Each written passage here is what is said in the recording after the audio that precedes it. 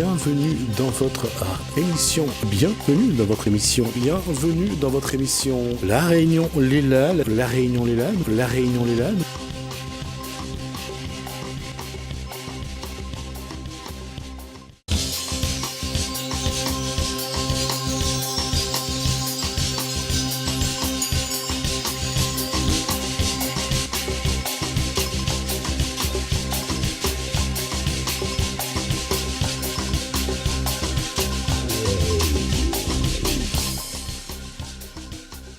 Bonsoir à tous, bienvenue dans votre émission La Réunion Léla. On va parler manga et politique, je crois. On va d'abord commencer par ce qui nous... le début, puisque le début va être, cette fois-ci, on va parler cosplay, on parlera cosplay de Chamalot.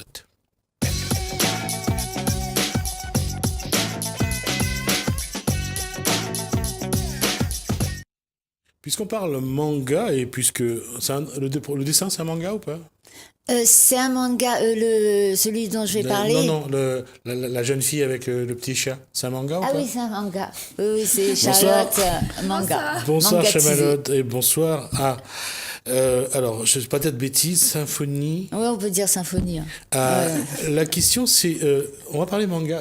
En tout cas, Charlotte, tu as choisi de parler manga ce soir. Oui, parce qu'en fait, manga, c'est une BD comme une BD américaine, sauf que là, c'est une BD japonaise. Donc, c'est pour ça qu'ils ont appelé ça manga.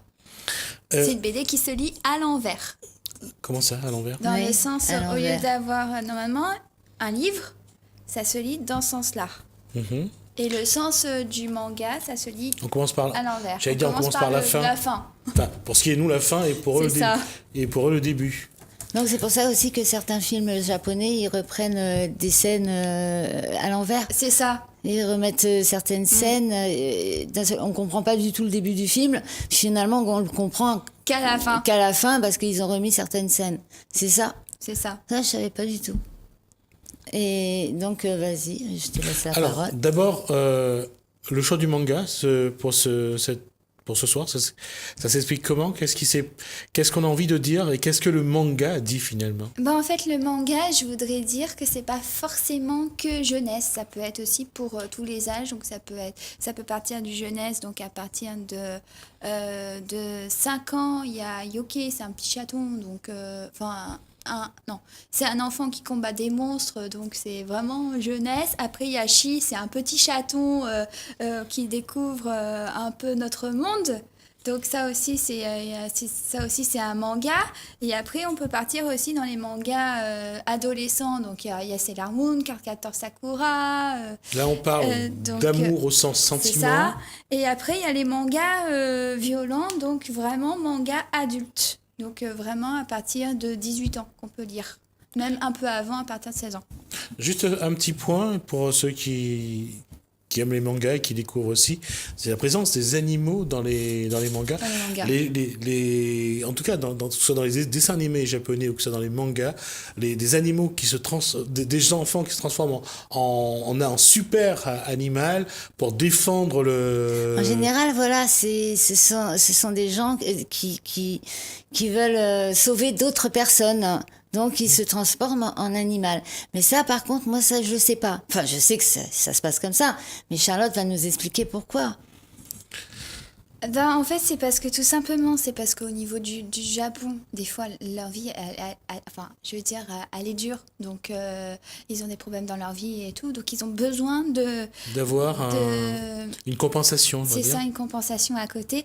Et de pouvoir s'évader. Et justement, en créant des super-héros, des adolescents et tout, qui vont se transformer en animal et tout, pour pouvoir changer de forme et pour pouvoir vivre une autre vie, en fait. Et l'animal est vraiment présent, effectivement, dans la vie des Japonais, ne serait-ce qu'avec un Tamagotchi, on a vu à l'époque, lorsqu'on a créé cet animal mécanique pour... voilà. J'en avais un, il était toujours... J'ai dit, attends, Charlotte, tu vas faire mourir ton... Alors, c'était quoi le Tamagotchi? Le Tamagotchi, ça ressemble à un œuf. Et il y a un petit animal dedans, on le voit naître. Donc ça peut être un chat, un renard, un chien, ça peut être ce qu'on veut. On choisit. Et en fait, on voit l'œuf éclore. Donc c'est bizarre parce que l'animal, il est dans un œuf. Et après, il faut s'occuper. Faut s'occuper de lui, il faut le nourrir. Si autrement il meurt. Alors quand elle allait à l'école, c'est moi qui devais Et si on s'en occupe pas, si par exemple 5 minutes on a oublié de le nourrir, et ben il meurt et il ressuscite après. C'est vraiment, on joue vraiment le rôle de la maman là, on s'occupe vraiment de l'animal. Vraiment, on s'occupe vraiment du petit œuf. Ah, on me disait, t'oublies pas mon Tamagotchi. Il mangeait quoi? Il buvait quoi? Ouais, de l'eau, puis à manger. En général, comme c'était de la nourriture inventée, il y avait aussi des hamburgers, des trucs comme ça. Ah, ça, c'est pas beau. Ces échanges, surtout j'allais dire, les échanges avec les copains à l'école, c'était de parler un petit peu de... Oui, en fait, moi, j'avais plein de copains qui avaient des Tamagotchi et tout. C'était en primaire, surtout cette mode-là. Et donc, du coup, des fois, on s'échangeait. On pouvait faire des échanges. Donc, ça veut dire que le Tamagotchi du voisin pouvait aller dans le nôtre. D'accord. Et dans cette démarche-là, quand on regarde, j'allais dire, est-ce que cette culture japonaise d'avoir toujours quelque chose, on le voit dans les mangas, il y a ce qu'on appelle des projections de la vie de tous les jours. On sait que au Japon, entre la tradition des samouraïs et ceux qui vivent enfermés dans les bureaux ou dans les immeubles souterrains pendant des années sans voir le soleil, on voit qu'il y a des choses qui sont pas très très équilibrées. Ouais. Est-ce que on retrouve ça? On a retrouvé, c'est-à-dire de vivre avec un animal qui est même pas un animal d'ailleurs, qui est une petite machine qui vous oblige à être un peu humain. Ça apporte quelque chose ou pas? Oui, ça apporte quelque chose. En plus, justement, il y a un manga qui s'appelle Akira, donc qui utilise l'intelligence artificielle. Donc c'est une fille qui a eu un accident et tout, et qui se retrouve transformée en robot en fait du jour au lendemain. Donc il y a quand même cet aspect-là au niveau scientifique. Après, on retrouve beaucoup aussi des robots dans les mangas, donc tout ce qui est un peu science-fiction aussi, ça parle là-dessus. Alors, je reviens au manga. À quel âge Jean-Maud a commencé à lire les Moi, mangas? c'est tout récent. Donc, c'est vraiment à partir de 15-16 ans que j'ai découvert ça, en fait. Et ça, c'est... Et quand j'étais petite, je regardais les dessins animés à la télé. Donc, il y avait Sailor Moon qui passait, donc j'étais fan. Il y avait Card Captor Sakura, donc c'est une fille... justement, il y a un animal qui est représenté qui s'appelle Kerobero. C'est le gardien des cartes de Clos. Et en fait, les cartes de Clos, ce sont des monstres ou des dieux ou des déesses qui sont transformés en cartes. Et celle qui doit capturer les cartes, parce qu'à un moment donné, elle ouvre le livre et toutes les cartes s'échappent. Donc ça veut dire que tous les monstres et tout, ils se matérialisent. Donc elle doit les capturer. Et là, il y a Kerobero, c'est un petit ourson qui est son gardien et qui va veiller sur elle jusqu'à qu'elle les capture tous. Comment une maman voit sa fille vivre sa passion de cette façon-là? Comment on trouve ça bien? On trouve ça... En fait, comme elle le faisait, j'ai commencé à en lire aussi. Donc, je voulais parler du sang vert. Ça, vous allez le dire en anglais. non, allez, Green Blood. Donc, on va... alors, c'est quoi l'histoire du sang vert? Donc, elle va dire aussi le nom parce que là, je suis incapable de le dire. Alors, c'est Masasumi Kakizaki. Voilà. Alors, il a écrit une BD entre... je crois que c'était 2010 et 2013. Il n'y a que 5 volumes qui sont sortis. Et ça parle donc des États-Unis en 1865. Donc là, il y avait la guerre entre le Nord et le Sud pour l'abolition de l'esclavage. C'est la guerre de sécession. La guerre de sécession, tout à fait.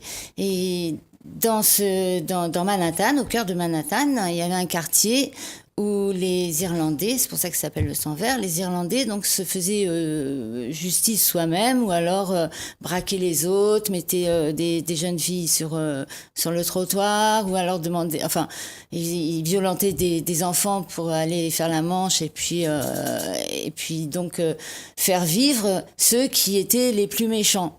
Donc ça, c'est aussi un Japonais qui l'a écrit. Et ce Japonais, en fait, il avait aussi besoin de s'évader puisqu'il a formé un super-héros. Donc dans ce manga, parce que c'est un manga japonais, aux États-Unis.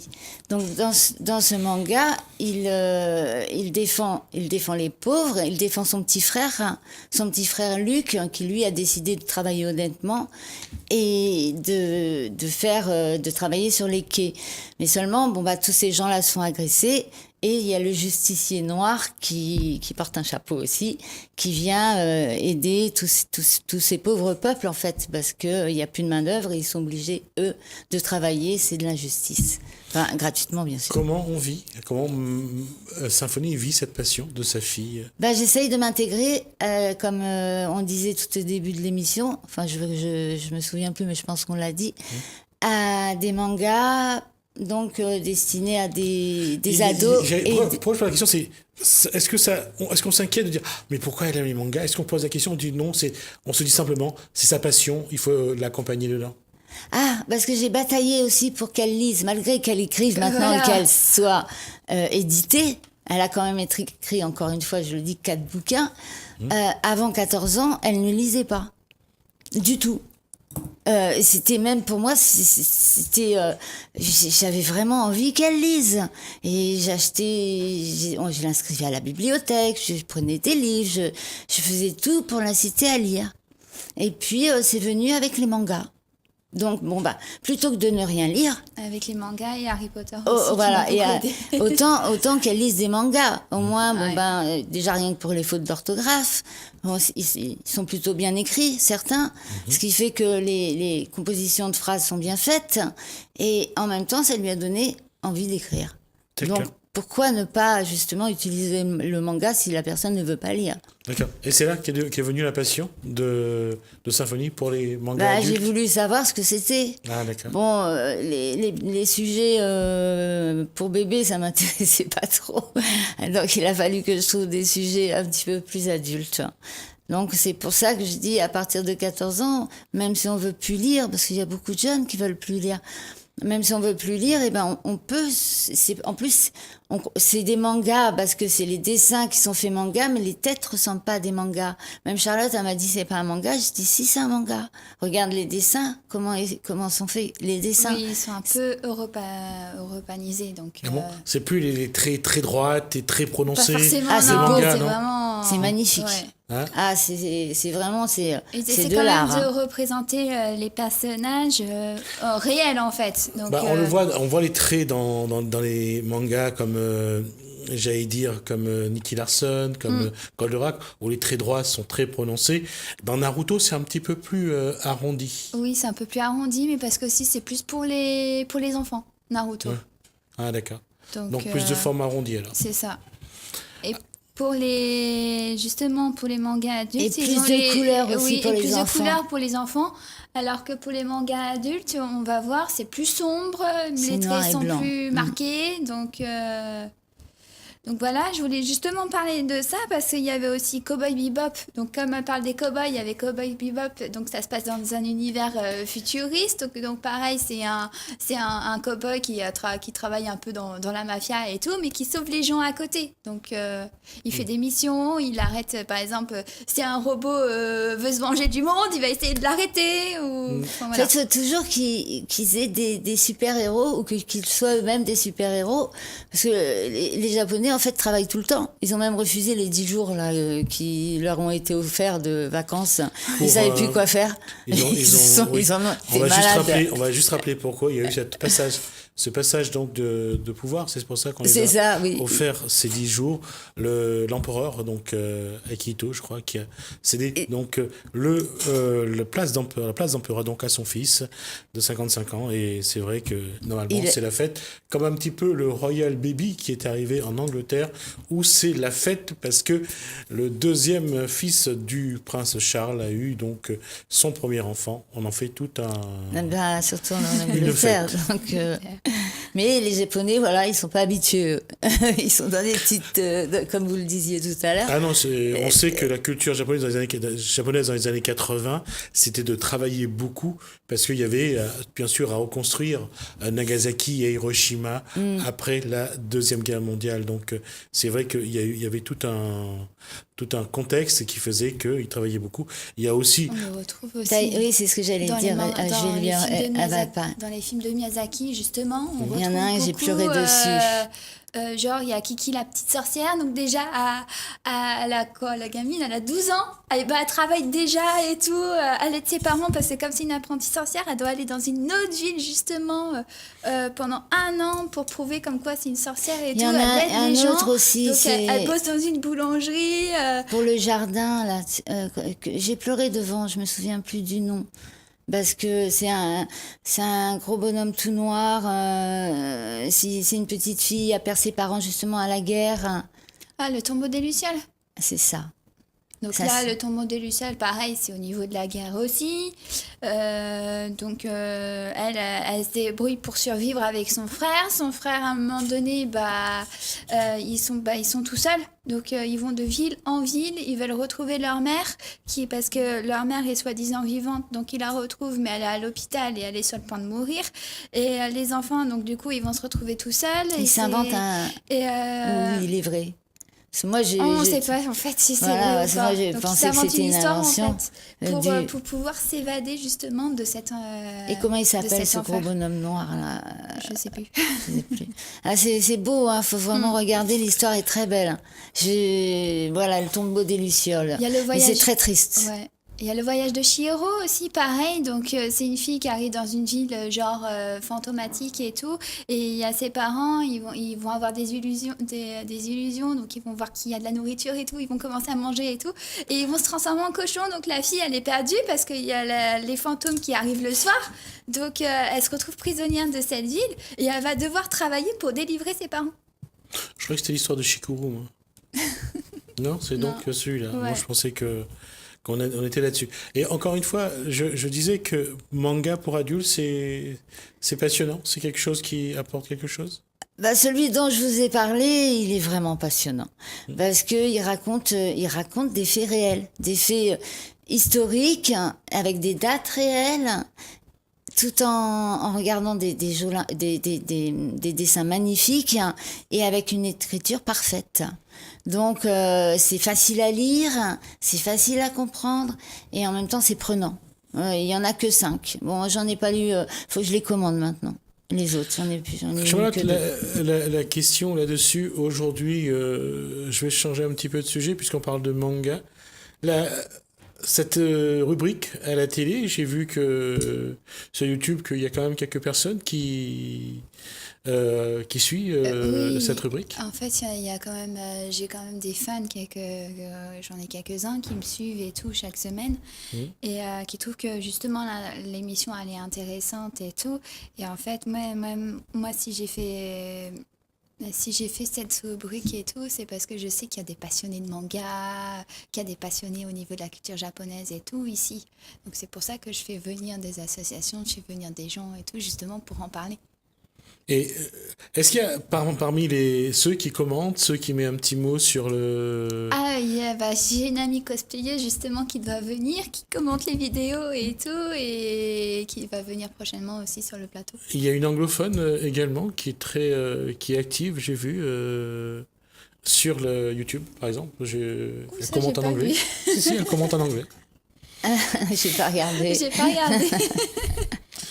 Ça fait plaisir de voir que finalement, ça permet d'agglomérer un petit peu tous ces passionnés de cosplay, de manga. Déjà, ça fait plaisir aussi que l'émission, je veux dire, la rubrique a commencé à se faire connaître petit à petit, donc elle commence à prendre son envol tout seul.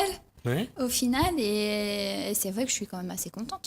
Ah, c'est vrai qu'elle m'a forcé à regarder le tombeau des Lucioles. Je suis encore en train de penser à ça parce que il est touchant ce film.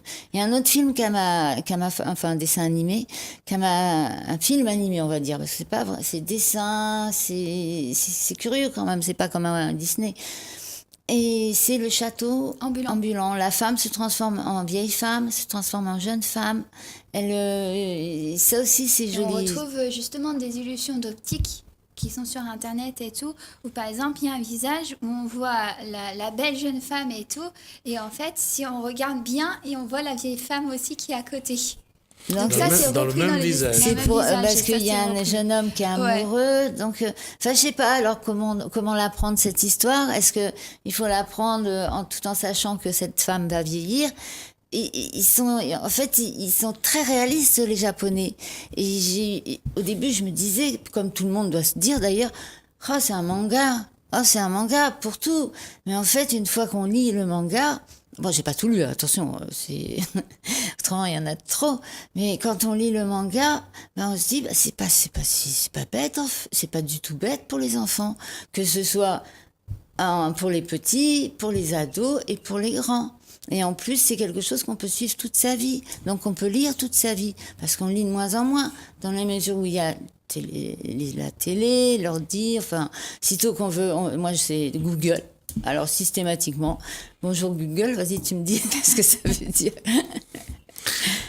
Il nous reste quelques minutes. Ma question, ça va être comment aujourd'hui, comment vous avez envie que les mangas évoluent? Qu'est-ce que vous avez envie de voir dans les mangas? Pour moi, j'ai envie que les enfants et les ados lisent. Tous ceux qui ne lisent pas, n'aiment pas lire, eh ben, j'aimerais qu'ils commencent à lire un manga pour les attirer déjà, parce que je suis beaucoup plus âgée que Charlotte, pour les attirer vers la lecture, et parce que c'est ce qui s'est passé pour Charlotte. À mon niveau. Après, Charlotte, je sais pas pourquoi.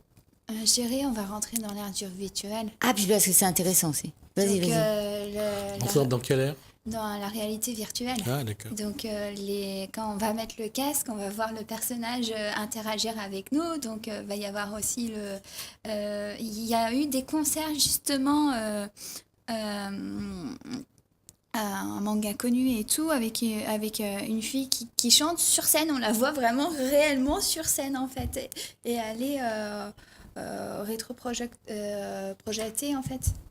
Bon, voilà, vous voyez, elle, c'est son idée, et moi, je veux que les livres ne disparaissent pas. Donc, on est quand même un petit peu à contrario, là. Elle veut le virtuel, et moi, je veux, même si je me mets à fond dans le virtuel, je veux quand même conserver tout ce qui est écriture et livre. Tactile, le côté tactile aussi, les choses. Le côté tactile, ouais. Parce que c'est quand même important de pouvoir toucher le livre. Parce que les personnes âgées aussi, c'est pas possible. Elles n'y arrivent pas à manipuler un ordinateur. Et plusieurs fois, je lui ai dit à Charlotte, je dis comment ils vont faire ces personnes pour remplir leur feuille d'impôt maintenant. Bon, je veux pas parler d'impôt, attention, mais tous ces gens-là, comment ils font? Donc, il faut quand même que le papier continue à exister. Le papier recyclé, bien entendu, pas continuer à arracher des arbres. Voilà, pour moi, enlever les livres, c'est une catastrophe. Donc, il faut que les mangas continuent donc sur le papier. C'est ça. D'accord. Alors, c'est ma dernière question sur manga et sur l'apprentissage. L'apprentissage, tout simplement, ça passe par quelle que soit la bande dessinée, que ce soit le manga, que ce soit un livre pour enfants. C'est ça qu'il faut maintenir pour vous. C'est important qu'il y ait ce contact avec un livre. Oui. Enfin, oui, puis Charlotte aussi, elle peut pas nier le contraire puisqu'elle écrit. Bah donc, oui, moi j'adore avoir mon livre dans les mains, de le serrer et tout, et de dire c'est moi qui l'ai écrit. Je vais dire, si on peut donner un conseil aux jeunes qui ont envie de rédiger quelque chose, d'écrire ou de faire une bande dessinée, il faut qu'ils osent, il faut qu'ils y aillent. Bien sûr. Faut oser. Ah oui, et puis il y a plein de jeunes en fait qui vont être attirés parce qu'ils se disent enfin c'est pas un vieux comme moi par exemple, c'est un jeune qui l'a écrit, donc c'est quelqu'un de mon âge, j'ai les mêmes idées, je dessine bien, donc je vais faire pareil. Voilà. Parce que souvent ils se contentent de faire des planches, de faire de beaux dessins, mais ils s'arrêtent là. Ils s'arrêtent là, mais après il faut oser derrière. Envoyer dans un journal. Envoyer soit dans un journal, soit dans une maison d'édition et tout. Donc, en tout cas, il faut oser et persister. C'est ça, et persister surtout. Parce que je vois quand même le Réunionnais, il lit beaucoup parce que tous les matins, je le vois acheter quand même son journal. Donc c'est qu'il aime lire. Alors, il faudrait que dans ce journal, il y ait peut-être une page. Il y a eu d'ailleurs la Réunion longtemps, à un moment donné. Ouais. C'était pas mal ça, j'aimais bien ça. Mais ça se fait plus. On verra, on aura l'occasion d'y revenir. On a dépassé un petit peu, mais tant mieux. En tout cas, on aura tenu le temps. Merci Jamalotte. Merci Symphonie. Bienvenue dans votre émission. Bienvenue dans votre émission. Bienvenue dans votre émission. La Réunion, les Lalles. La Réunion, les Lalles. La Réunion, les Lalles.